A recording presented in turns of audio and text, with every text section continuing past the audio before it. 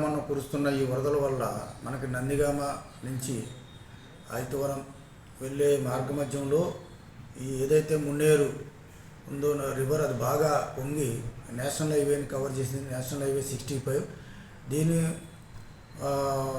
ఈ ఫ్లడ్ వల్ల ప్రస్తుతం హైదరాబాద్ నుంచి విజయవాడ రావాల్సిన వాళ్ళు ఎవరు దయించి ఇప్పుడు ఎవరు ప్రయాణం పెట్టుకోవద్దండి. అలాగే విజయవాడ నుంచి హైదరాబాద్ వెళ్ళాలనుకున్న వాళ్ళు కూడా ప్రయాణం పెట్టుకోవద్దు. కారణం ఏంటంటే ఈ ఫ్లడ్ రేపటి వరకు కంటిన్యూ అవుతుంది. రేపటి వరకు ఫ్లడ్ ఉన్నప్పుడు మేము హైవేలో ట్రావెల్ చేయడానికి ఇక్కడ మేము బ్లాక్ చేసి పెట్టాం. కాబట్టి ఈ టైంలో మీరు ట్రావెల్ చేసి మళ్ళీ ఇక్కడికి వచ్చి ఇరుక్కుపోయి మళ్ళీ ఇబ్బంది పడే కంట మీరు ఒక 2 days మీ యొక్క ప్రయాణాన్ని వాయిదా వేసుకుంటే సేఫ్గా చేరుకోవచ్చు, మీకు మంచిది.